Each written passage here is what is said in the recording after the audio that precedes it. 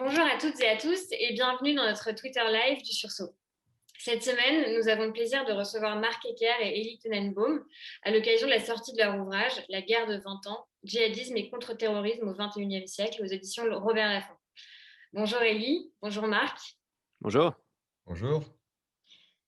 Alors, au mois de septembre, nous commémorerons les 20 ans des attentats du 11 septembre, événement sans précédent qui a fait basculer nos démocraties dans une nouvelle ère à de nombreux égards. C'est du séisme stratégique que ces attentats ont représenté, dont vous proposez un premier bilan dans ce livre. À partir de 2001, nous sommes passés en effet de la lutte à la notion de guerre contre le terrorisme djihadiste international. Alors, ma première question est la suivante. Vous avez dit dans une interview que vous souhaitiez initialement nommer votre ouvrage La guerre sans fin. Vous avez finalement opté pour la guerre de 20 ans. Alors, pourquoi est-ce qu'on peut aujourd'hui dresser un premier bilan? Pourquoi est-ce que vous considérez finalement que nous sommes aujourd'hui à la fin d'un cycle? Marc, peut-être? Oui, merci beaucoup de votre invitation. Effectivement, il y a plusieurs années, quand on a commencé à réfléchir à ce livre, on avait en tête, ce titre provisoire qui était «La guerre sans fin», point d'interrogation. Mais notre, analyse a évolué depuis et il faut dire que la situation a évolué depuis puisque, quand on songeait à écrire cet ouvrage, c'était avant même la chute du sanctuaire syro-irakien de Daesh. Aujourd'hui, il nous semble qu'on arrive au bout d'un cycle, un cycle stratégique de 20 ans qui s'est donc ouvert le 11 septembre 2001. On constate, évidemment la lassitude des pays occidentaux, au premier rang desquels les États-Unis. Cette guerre a duré 2 décennies, ce qui est énorme, hein, pour ces armées, avec des coûts considérables, que ce soit des coûts, humains évidemment, mais aussi des coûts financiers. Comme on l'a vu dernièrement, Joe Biden, le nouveau président des États-Unis, a annoncé le retrait des troupes américaines d'Afghanistan pour le 11 septembre 2021 et ça symbolise en quelque sorte la volonté de fermer la parenthèse de cette guerre contre le terrorisme. Donc la lassitude est un élément d'explication. Un deuxième élément d'explication, c'est le fait que d'autres menaces apparaissent à l'horizon, en particulier la montée en puissance de la Chine concentre toutes les attentions et il est clair du côté américain qu'il y a une volonté de consacrer plus de ressources à la compétition stratégique, notamment avec la Chine, qu'à la guerre contre le terrorisme.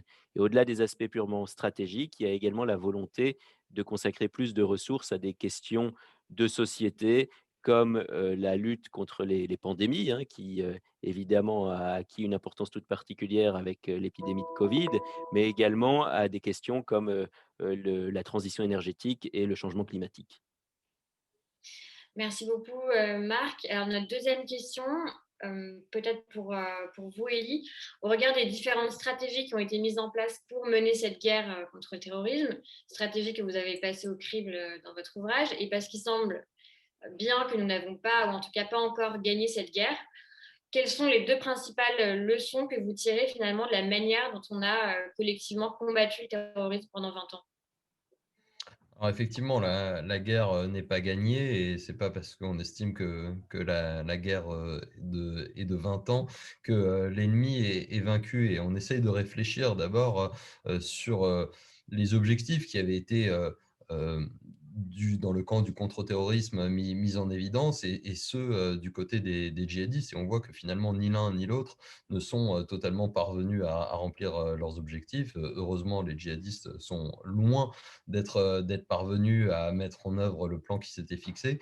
Mais du côté des nations qui se sont engagées dans la guerre contre le terrorisme, on voit également que le résultat est loin d'être à la hauteur, en tout cas, des efforts, des moyens qui ont été engagés. Les leçons en matière de contre-terrorisme, si on doit en retenir que deux, elles sont forcément d'un ordre assez général.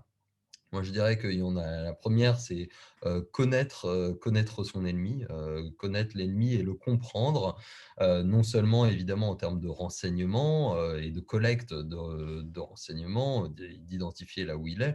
La force, du terroriste ne réside pas dans ses moyens matériels, mais souvent dans, la clandestinité de son action et donc le renseignement est évidemment un enjeu essentiel et la surveillance qui peut le précéder, mais également et surtout surtout peut-être encore davantage l'analyse, la compréhension de sa dynamique, les enjeux qui lui permettent finalement de trouver des rebonds, une forme de résilience. Effectivement, le djihadisme a surpris tout au long de ces 20 ans par sa capacité à renaître de ses cendres et à rebondir dans d'autres terrains, sur d'autres problématiques que celles qu'on lui connaissait dans la phase préalable. Et mieux connaître son ennemi, c'est enfin mieux l'évaluer, mieux évaluer la nature de sa menace et en retour mieux jauger son action. Et donc forcément, la deuxième leçon à retenir d'une certaine manière, c'est mieux se connaître soi-même, mieux comprendre ce qu'on peut accomplir, ce que l'appareil militaire et sécuritaire peut faire, effectivement, détruire des réseaux, détruire des sanctuaires, comme ça avait été le cas d'Al-Qaïda avant 2001 ou du sanctuaire syro-irakien de Daesh entre 2014 et 2017. Ça, nos armées savent le faire et elles sont devenues de plus en plus capables de le faire en raffinant leur appareil, mais aussi savoir ce qu'on ne peut peut-être pas faire, les limites de notre action et notamment dans nos capacités à transformer en profondeur les sociétés dans lesquelles le terrorisme naît et travailler davantage à notre capacité peut-être à produire une alternative politique, sociale, économique, un projet de société, parce que finalement, c'est là qu'ont été commises les grandes erreurs de ces 20 dernières années, dans notre incapacité, on va dire, à peser sur le contexte local. Donc, peut-être faire davantage d'efforts dans ce sens, mais aussi, surtout, savoir les limites de ce que l'on ne pourra probablement jamais faire et qui demeureront de l'ordre de l'enjeu local. Merci beaucoup, et c'est très clair. Notre dernière question, c'est celle qu'on pose à tous nos invités chaque semaine. Si vous passiez 2 minutes avec le président Macron et qu'il vous demandait, face à l'état de la menace terroriste et à ses mutations récentes, notamment en France, Gilles Kepel parle dans son dernier ouvrage d'un djihadisme d'atmosphère. Pour ce qui est de la France, quelle est la chose essentielle à mettre en place pour améliorer l'efficacité de notre stratégie dans les années à venir, et quelle est l'erreur à surtout ne pas commettre en matière de contre-terrorisme? Alors, qu'est-ce que vous lui répondriez? Marc, peut-être pour commencer, et puis Elie pour finir. Bon, évidemment, c'est pas simple de répondre à cette question et je pense que ce cas de figure des 2 minutes ne se présentera pas. En tout cas, on lui offrirait le livre, ça demande plus de 2 minutes de lecture, mais peut-être que ça en vaut, la peine. Enfin, c'est au lecteur de juger en tout cas. La première chose à dire peut-être, c'est vous avez mentionné les travaux de Gilles Kepel et le djihadisme d'atmosphère. Il faut rappeler quand même que ces thèses-là ne font pas l'unanimité. Il y a un vrai débat entre chercheurs, sur, notamment l'importance du religieux et du salafisme, plus spécifiquement, dans la radicalisation. Gilles Kepel avait parlé autrefois de radicalisation de l'islam. On lui avait opposé la version d'Olivier Roy qui était l'islamisation de la radicalité. Il y a tout un tas d'autres thèses que je ne vais pas rappeler maintenant pour expliquer la radicalisation. Mais au-delà de ces débats entre chercheurs, ce qu'il faut voir aussi, c'est qu'au niveau des opérationnels, et c'est peut-être plus intéressant, dans les 3 ministères régaliens qui sont touchés au premier chef par le terrorisme, à savoir le ministère de l'Intérieur, le ministère des Armées et le ministère de la Justice. Quand vous parlez à des opérationnels de ces 3 ministères, les thèses de djihadisme d'atmosphère et plus largement de la radicalisation de l'islam ne font pas l'unanimité. Donc là, il faut sans doute remettre ça en perspective.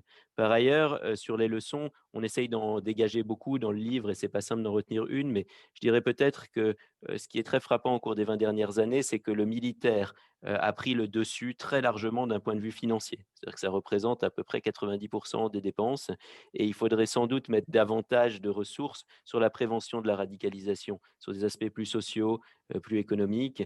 Il s'agit évidemment pas de dire que le militaire n'a pas sa place, c'est pas du tout ça mon point, mais de dire qu'un meilleur équilibrage, un meilleur équilibre, des ressources pourrait sans doute être judicieux.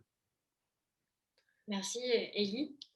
Ouais, si on essaye de prendre la question des erreurs à ne pas commettre ou de l'erreur à ne pas commettre, si on veut parler au singulier, même si encore une fois, notre réflexion et le livre pour, voilà, ceux qui l'auront lu, est pluriel et on cherche au contraire à s'éloigner de l'idée d'une causalité unique, soit du terrorisme, soit du contre-terrorisme, de montrer la diversité des cas. Mais on essaye de conclure sur un point en disant, finalement, il y a 2 écueils, profonds dans la lutte contre le terrorisme, des écueils sur lesquels, heu, on a chopé à plusieurs reprises, pas forcément au même moment, mais 2 erreurs qu'on a commises, au cours de ces 20 années et qui sont les 2 points, extrêmes de la lutte contre le terrorisme, qui sont d'une part la sous-estimation et d'autre part la surréaction. La sous-estimation, parce qu'il est important de regarder en face et sans naïveté la nature de l'adversaire, d'une mouvance, d'un certain nombre de groupes qui ont déclaré la guerre aux valeurs de la démocratie libérale, à une certaine forme de projet de société. Et il est important de le regarder en face, il est important de les écouter, de les lire, de savoir ce qu'ils disent de leur propre action. Parce que par le passé, c'est pas seulement le cas des djihadistes d'ailleurs, on pourrait l'étendre à d'autres types d'adversaires que la France et les démocraties ont eu par le passé. Ils disent souvent de manière assez honnête ce qu'ils pensent et ce qu'ils ont l'intention de faire. Et donc, ne pas les sous-estimer. Ils ont su rebondir de nombreuses reprises et ils ont montré que leur détermination à nous frapper n'était pas feinte. L'autre écueil, à l'inverse, c'est celui de la surréaction, c'est-à-dire celui éventuellement de par la nature et l'ampleur de la réponse que l'on peut avoir, des fois une ambition qui peut être démesurée. Ça a été le cas, par exemple, des États-Unis dans les années 2002-2003, après le 11 septembre. Il y a un risque, en fait, d'effet contre-productif qui conduit à renvoyer une partie de ceux que l'on souhaite soustraire à l'influence des djihadistes dans leurs bras, précisément par des mesures qui seraient pas suffisamment discriminés, qui pourraient être perçus et emporter une grande hostilité. Et de cette manière-là, finalement, créer des alliances non voulues entre les djihadistes et d'autres relais dans les sociétés, notamment dans les sociétés musulmanes où ils sont particulièrement actifs. C'est précisément ça qu'il faut éviter. Le terrorisme, au départ, est une arme du faible et l'utilise, c'est précisément parce qu'il espère que par la réaction et potentiellement la surréaction qu'elle va susciter, c'est une forme de provocation, il va pouvoir en retour développer ses relais, ses alliances. Et finalement, c'est aussi cette surréaction qu'il faut éviter à l'étranger, dans le cadre de nos interventions, comme sur le territoire national, en dosant de manière assez subtile et toujours avec beaucoup de prudence la nature des mesures que l'on prend visant à lutter contre le terrorisme pour éviter finalement de se créer davantage d'adversaires que l'on en soustrait par ces mesures antiterroristes. Merci beaucoup, Élie. Merci à tous les deux pour vos réponses et à très bientôt. Merci Merci beaucoup. Anne-Sophie.